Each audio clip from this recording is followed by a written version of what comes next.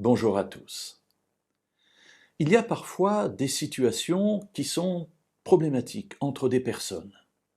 Une personne nous fait du mal et on lui pardonne parce que on l'aime ou parce qu'on a le désir d'être en conformité avec ce que Dieu nous demande et on veut apaiser les situations. Et puis voilà que quelque temps après, un nouveau conflit se déclenche et on pardonne à nouveau.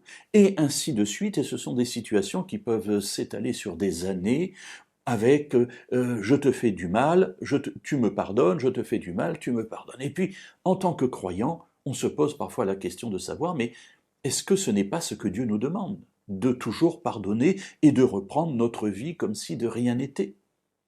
Alors un épisode de la Bible nous permet d'avancer dans une compréhension de cette question qui s'est posée, je pense, à chacun d'entre vous. Il s'agit du roi Saül.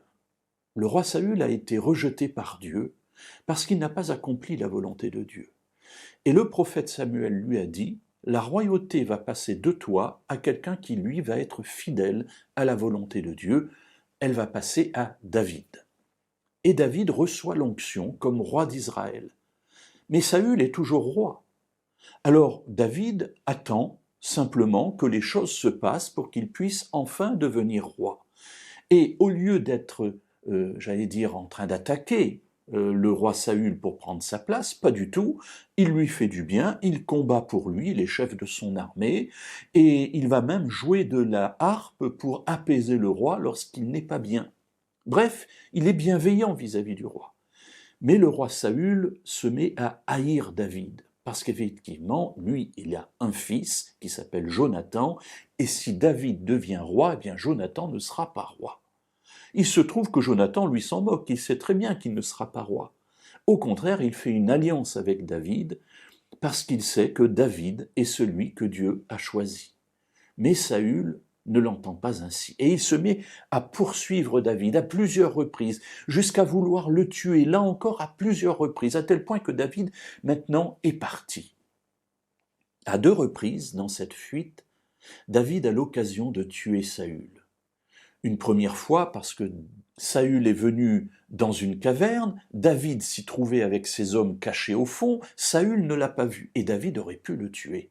Il ne l'a pas fait, il l'a laissé partir.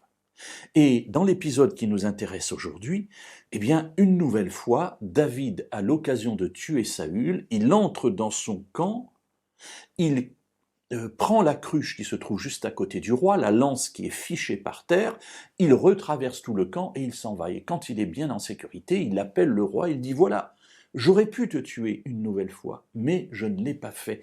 Pourquoi me poursuis-tu alors que je ne te veux pas de mal? Dans le premier livre de Samuel, au chapitre 26, voyons la réponse du roi.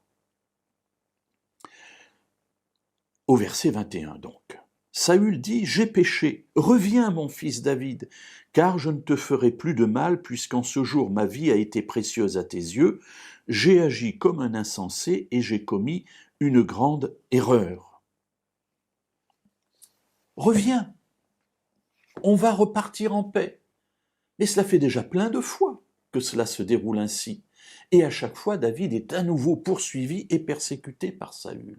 Que va-t-il faire? Eh bien, la suite du récit nous le dit au verset 25. David continua son chemin et Saül retourna chez lui. Et dans le chapitre 27 qui suit, nous voyons que David prend la décision de partir définitivement d'Israël. Alors, mes amis, appliqué à notre vie, cela signifie que quand quelqu'un nous persécute et nous fait du mal, bien sûr, je crois qu'il faut lui pardonner, parce que c'est ce que Dieu nous demande quand on en est capable, quand le temps est venu, mais rien ne nous oblige à reprendre une vie comme avant, alors que nous nous trouvons devant une personne qui est toxique, qui est persécutrice, qui est néfaste. On peut pardonner, David l'a fait, mais il a dit, je ne viendrai plus à ta rencontre.